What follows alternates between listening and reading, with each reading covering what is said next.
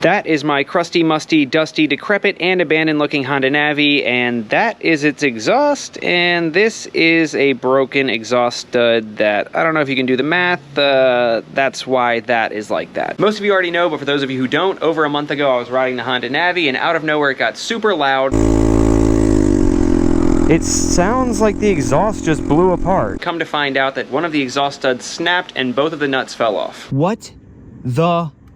After a long 3 or 4 hour fight with the exhaust stud, I got it out yesterday. I am man, and this is nothing but a machine, and I got this piece of shit out. And today we're picking right back up, throwing the new exhaust stud in, putting the exhaust back on, and even a surprise mod. All right, I lied. I'm no good at secrets, so the surprise is up. We are also installing the Kemimoto license plate bracket, which is a bunch smaller than the stock one, should clean things up a whole bunch, and honestly should be really easy to install, and I need a good, easy win after the chaos of trying to get this stud out yesterday. That bolt just broke. So we got everything all ready for the install, including the torque wrench, since so many of you guys said that the bolt probably broke because it wasn't torqued properly. Although these exhausts are notorious for either breaking or breaking exhaust studs, not just the Yoshimura, just Navi exhausts in general, I figure we will torque it down to the exact specs so we can narrow down what actually caused it. First things first, let's get this thing on the operating table and I'll show you guys where we're at.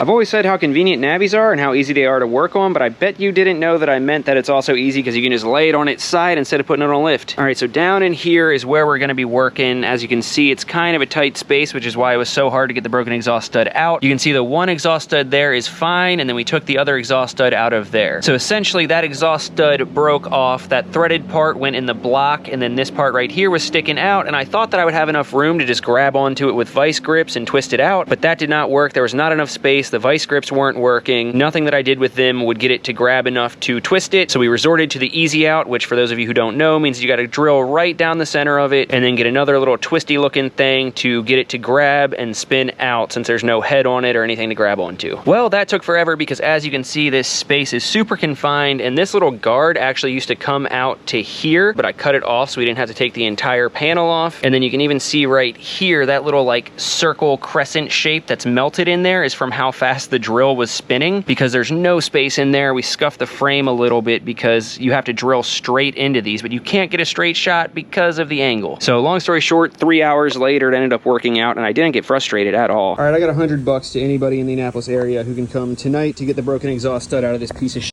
I'm not even kidding. And we were so close to making it even worse because the drill bit did not go straight in. Like I said, it went pretty close to straight in. But once I was done, I realized you can see daylight through the threads. So we were very close to it breaking off flush with the block, potentially making our lives much more terrible. But I digress. We got it out. We have everything we need to put the new one on. So let's get started. All right, so here we have the exhaust studs. I got 2 of them just in case we needed both, in case the other one got messed up. But the other one looks fine. So this is what the exhaust stud is supposed to look like. You can see that it's threaded on both ends, and the shorter end is going to go into the engine itself. The longer end is what receives the nut, and then there's that blank part in the middle that does not have threads, and that's so that if it breaks off, it doesn't shear at the threads, and it kind of increases your chances of it not breaking off flush with the block and making our lives as easy as possible. So first things first, we'll go ahead and get this put into the block, and I'm sure you're wondering, if there's no head on it and nothing to grab, how do we actually screw it in? Brief intermission. Do you guys ever just lose one tool all the time over and over again, and it just without fail happens every time you have to work on something? For most people, that is the notorious 10mm socket. Everybody always loses it. There's memes made about it. For me, it's an 11mm wrench. Last time I went to work on something, I couldn't find my 11mm, which is such an obscure size to need. Couldn't find it anywhere, so I went to the hardware store, bought an 11mm for that, and I can't find it anywhere now. I have all of them except for that. So don't judge me for using an adjustable wrench, but at this point, it's our only option, because I've already been to the hardware store 3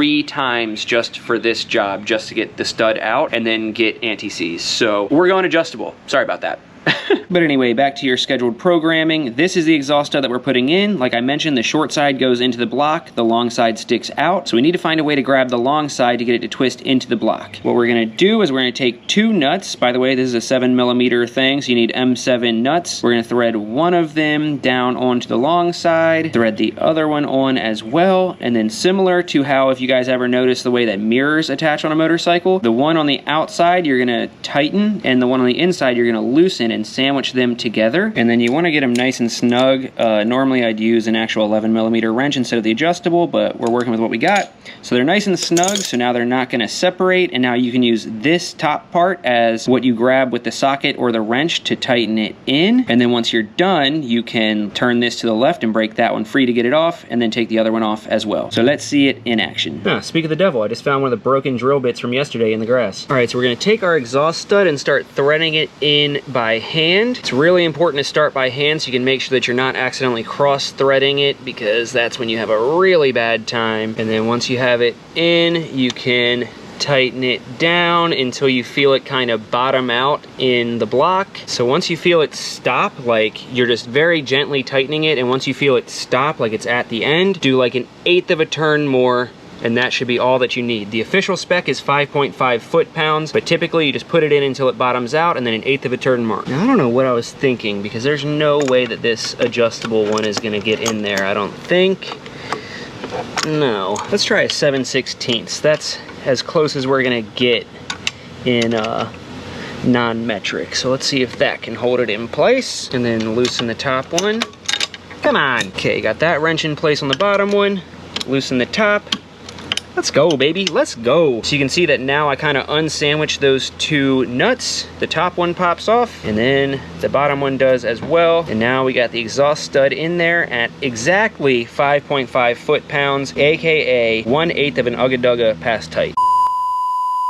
All right, anti-seize. Let's put a little bit of anti-seize on the threads, and don't be an idiot like me and get too excited and forget it and have to take it back out, because it might not come out as easily as ours just did. But yeah, the idea behind anti-seize is that if the exhaust stud ever breaks or you need to take it out for any reason, it helps to make sure that it doesn't like corrode inside the head and get stuck and make your life a living hell. All right, so now we got the new exhaust stud in there with the anti-seize, and we can take this tape off right here. I just had that there to seal it up so that nothing got inside the engine, mainly just because when we were using the easy out, I didn't want metal shavings to end up in there. There's the last little bit of tape. And now we're gonna put a new exhaust gasket in. Hopefully you can tell the blue one is the new freshie, and then this one is the old one that's just wasted. I didn't replace it when we put this exhaust on because it was fine when I took the stock exhaust off, but hopefully you can see on the end there it's all bent up and chewed up from when the exhaust was just hanging on with no nuts on it. So we'll toss that away and then take this new exhaust gasket and seat it up in there. Actually, I lied. It might be easier to put that on the exhaust. Let's see. Yeah, it's tight on the exhaust, but it was loose in the hole a little bit. But it's weird because when I took the stock exhaust off, it didn't come off on the stock exhaust. It stayed in there. But regardless, make sure you get yourself a new gasket. And now we should be all set to put the exhaust back on.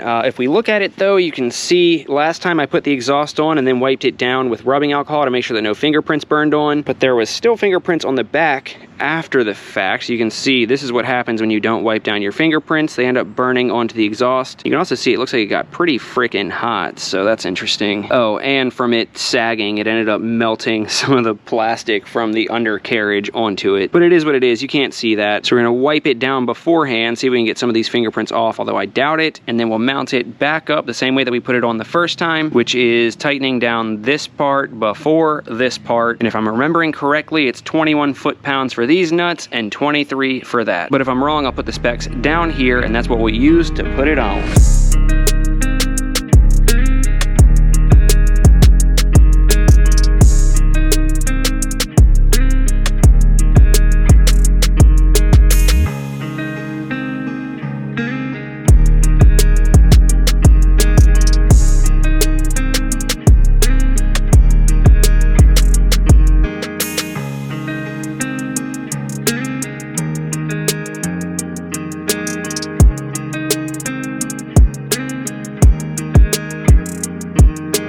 Alright, so I got them both marked. It's hard to tell with the light that I have on, but on both of them I have the Sharpie mark down there and then a paint pen mark there. Same with here, we got the Sharpie there, paint on the opposite side. I feel like I'm worried that the paint pen might burn off and maybe the Sharpie won't, but either way we have two different marks on both of them so we can keep an eye to see if they back out. Now let's take it out and test it. First things first, let's switch the petcock back on. I had it off while the bike was laying on its side. Second things first, look at how disgusting that is.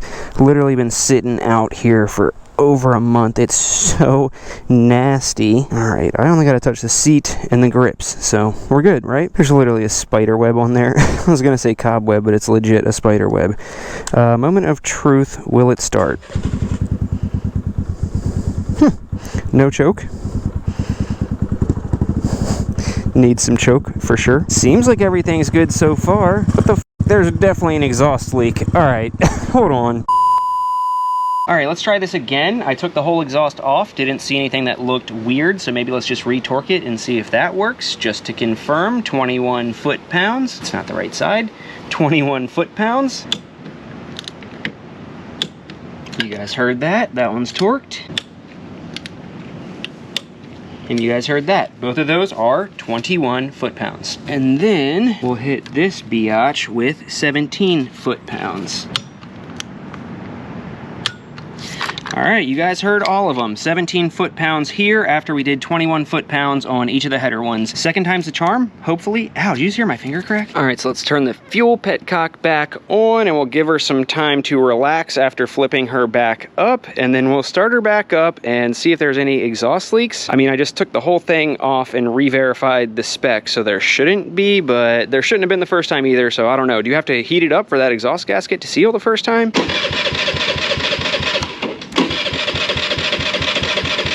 I think it's flooded.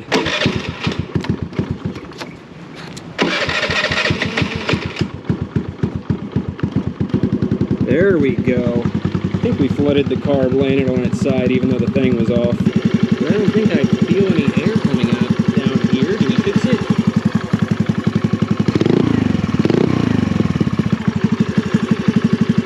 I think we're good. Let's take it for a ride. Okay, yeah, she's still smoking. We flooded that freaking carb. Let's get out of here and drain it as we ride and hope that everything's okay. Oh my God, as I smack my freaking camera into my face.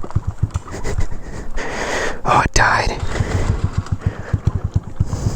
We gotta just go. Normally I never ride through back here.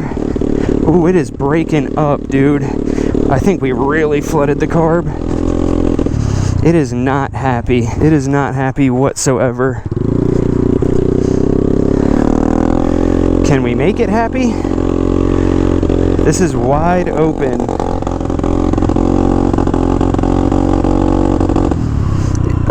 It is really not happy about something. 1 minute, 37 seconds later. I didn't realize we were riding with the carb on, or the choke on. I'm an idiot. Oh, she's running great. I forgot to turn the choke off. I'm a certified idiot. Speaking of idiot, do not ride without gloves and in shorts. It's not a good idea, but I had to get out of there while this was still running. I didn't want it to die. And I'm sitting here talking about, oh, I think we flooded the carb, not realizing that I still had the choke on. Of course it's gonna be running like shit if the carb is flooded and I have the choke on. What an idiot. That's what happens when you're too excited about something being fixed and you're not paying attention to like what's actually going on. All right, moment of truth. Will she get up to speed?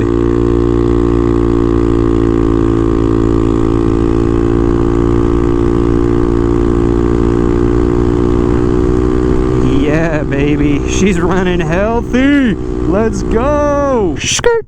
It's amazing how much I love this freaking thing when it's actually working. And now that the exhaust is taken care of, we have our special additional feature film of the evening, the Kemimoto license plate bracket. You guys may have seen this. It's a really nice license plate bracket that's going to take the place of that. It's going to tuck the license plate up in a bit more and get rid of all this bulk on the bottom. To be honest, I was thinking about just cutting it down because I was like, oh, that'll be easier. But for only 40 bucks for this, I'd much rather pay the small price and just have to undo 2 bolts essentially, as opposed to having to hack the whole thing up and then paint it so it doesn't rust and whatever. So this thing's looking good. I will say it almost looks like they just tack welded it and then didn't weld anything else, but I guess it doesn't have to support any weight, so we should be good there. But first thing we got to do is get this old one off. So we'll take the key, put it down there and turn it, pop the seat off, and first thing we're going to do is just get both of these bolts right here, which will drop this down. Then in here, it's looking like we'll have to disconnect this blue wire and orange wire, and then both of those green wires right there. Those go to the turn signal, so that'll allow the whole thing to come off. So we'll just pop that out. Pop that out. You got to give it a good tug. And then we'll support the bracket with our legs so it doesn't... Ow, I just burned myself with the fucking exhaust. Support the bracket with our knees. We probably should have done the wires first, but... Alrighty. Yank it, there we go. All right, so this is the back side of the stock license plate. You're gonna take a 14 millimeter and loosen that and that. Bring that nut all the way out, and then these wires will be able to slide through that hole. And then we should be able to just reuse the stock turn signals over here, which we'll put through that hole, and then thread that same nut back on.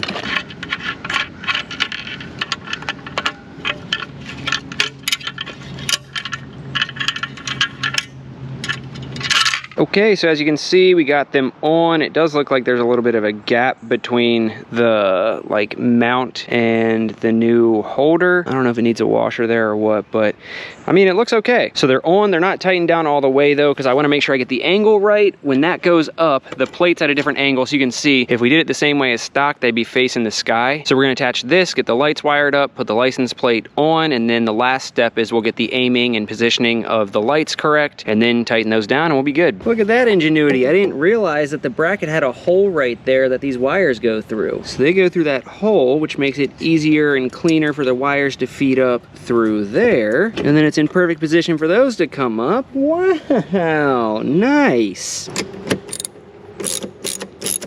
Why did that just suddenly get loose? That bolt just broke. Okay, so what happened is it seems like these little bolts are tack welded onto the license plate frame. And I was just talking about how the tack welds looked, and then this one I guess must have broken. Like you can see, it's not even close to being tightened all the way down, but it's just spinning free, the nut and the bolt. I have no idea how to even get that out, so maybe we'll just tighten this one all the way down and hope that it's held on well enough with that. Like it looks good, but that's some quality. Okay, now let's check the turn signals. Get the right one going. That's good. Left one going. And that's good. Now all that's left to do is take these little rubber stoppers that come with it, which go like so, for your license plate to rest against. There we go.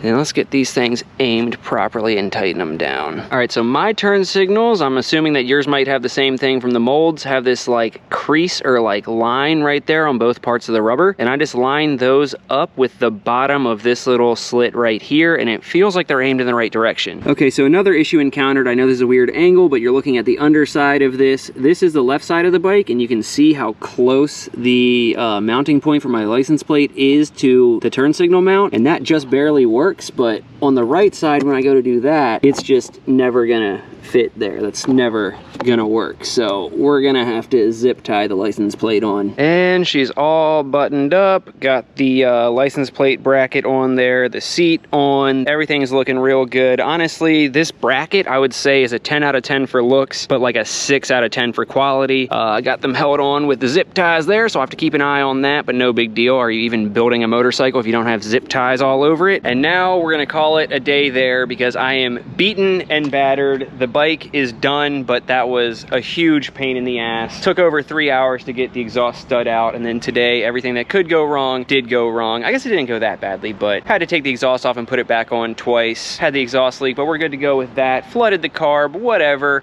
Little license plate bracket, but we got that figured out. And now Nina is here. We're gonna go get some Rita's Italian Ice. Yep. So thanks so much for watching, guys. Hopefully you like this. Hopefully you never have to encounter breaking exhaust stud like I did. And if you want to buy the Kemimoto license plate bracket, just be prepared. It looks good, but it kind of sucks. Other than that, make sure to like, comment, subscribe. Shout out to the Patreon members for making all of this possible and giving us a little bit of extra pocket money for Rita's. And we'll catch you all in the next one. Love you.